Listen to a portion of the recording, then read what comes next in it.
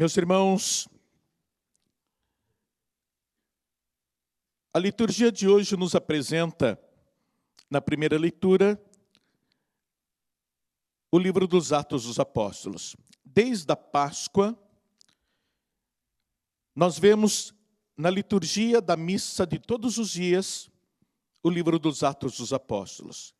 Esse livro ele é muito importante porque ele narra os primeiros passos da igreja primitiva, logo depois que Jesus ressuscitou e foi para o Pai. Esse livro é importante por causa do derramamento do Espírito Santo em Pentecostes. E a leitura de hoje, ela tem um diferencial. Ela vai mostrar uma mudança eclesiológica, ou seja, aquele que era Saulo, que era o pregador dos judeus, para que esses judeus se convertessem ao cristianismo, ele se torna Paulo. Ele adota um nome grego, um nome pagão. E ele toma uma decisão. A partir de hoje, eu vou ser pregador dos pagãos. Eu vou ser pregador dos gentios. Essa decisão de Paulo marca também uma mudança fenomenológica dentro da igreja. Por quê? Porque era uma igreja cheia de judeus convertidos, mas judeus que estavam presos à lei de Moisés. Agora a igreja começa a se encher de gentios, de pagãos que se converteram. E esses pagãos vêm para a igreja vazios. Eles não eram presos à lei de Moisés, nem conheciam, mas estavam totalmente abertos às leis jesuânicas, ou seja, às leis de Jesus, que é amar o próximo e amar a Deus acima de todas as coisas. Mas essa abertura para os gentios, por que é uma mudança fenomenológica? Porque Paulo abre a igreja de uma certa maneira, não só para os gentios, mas ele abre para as mulheres. O judaísmo ele era intrinsecamente machista, era uma religião só de homens, em que as mulheres nem participavam, não tinham voz nem vez. Agora Paulo, ele abre as portas. Na própria primeira leitura nós estamos vendo que Paulo foi morar na casa de Priscila e de Áquila. Paulo era amigo de Derbe. Muitas das vezes Paulo ficava na casa de uma mulher, ele evangelizava essa mulher e a casa dela se transformava em igreja. E quando Paulo viajava, sempre ele deixava uma mulher, às vezes, no controle daquela igreja, na frente daquela igreja. Mas também é uma abertura para os negros.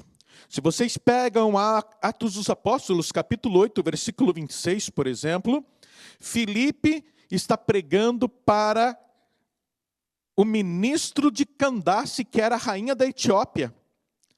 Ele era etíope, ou seja, ele era negro, ele era da África. E a igreja se abre para os negros, a igreja se abre para as mulheres, a igreja se abre para os pobres.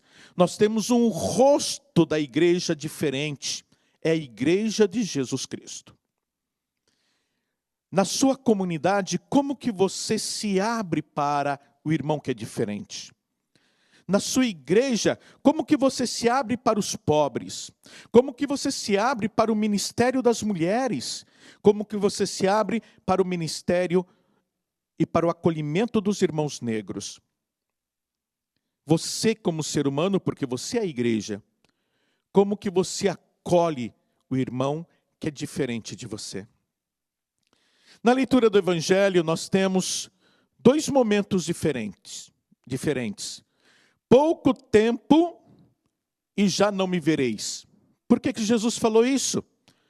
Porque Jesus estava dizendo para ele, praticamente profetizando, Jesus estava dizendo para eles que iria morrer e que eles não iam mais vê-lo.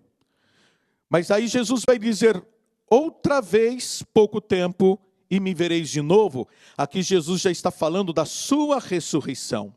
Mas aí nós vamos para o final do Evangelho, onde Jesus vai dizer: vós chorareis e vos lamentareis, mas o mundo se alegrará. Por que o mundo vai se alegrar com a morte de Jesus? Enquanto a igreja se lamenta, enquanto a igreja chora.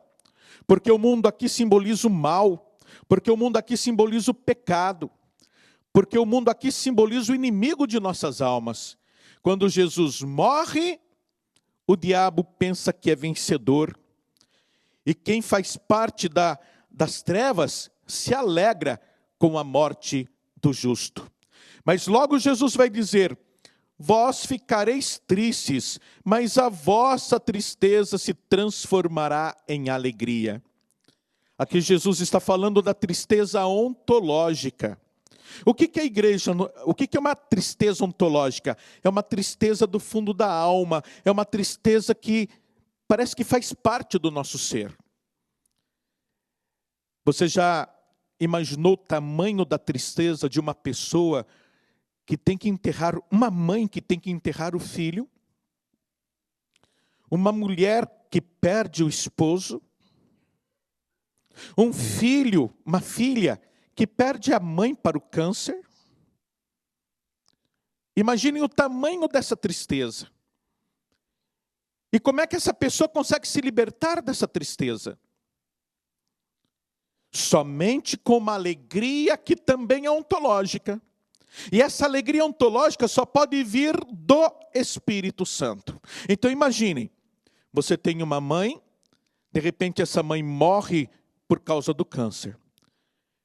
Mas 3 dias depois, você encontra sua mãe viva, você encontra sua mãe feliz, você pode tocar na sua mãe, abraçar a sua mãe, você pode amar a sua mãe de novo. Essa é a transformação da tristeza ontológica para a verdadeira alegria. E essa transformação, só quem pode dar é Jesus Cristo. Então agora é a hora de você olhar para você. Você que tem depressão. Você que sofre da síndrome do pânico. Você que sofre de distúrbio bipolar, de insônia. Você que vive pensando em se matar e já tentou se matar mais de uma vez. Como que é possível vencer esses tipos de angústias, esse tipo de ansiedade, de preocupação? Somente com alegria, que eu chamo de alegria ontológica, e essa alegria só pode vir de Jesus Cristo. Meus irmãos, quem é de Jesus vence a morte. Para quem é de Jesus, a morte não existe. Porque quando você conhece Jesus, você é fiel a Jesus, você tem a vida eterna. E essa é a transformação ontológica que o Espírito Santo nos leva a ter. Se você tem Jesus que está vivo, se você tem Jesus que está ressuscitado, você crê na vida eterna. E quando você crê na vida eterna, a tristeza não existe e a morte perde o seu poder. Que realmente sejamos fiéis ao Evangelho e tenhamos essa alegria, essa certeza e essa segurança nas nossas almas e nos nossos corações. Amém?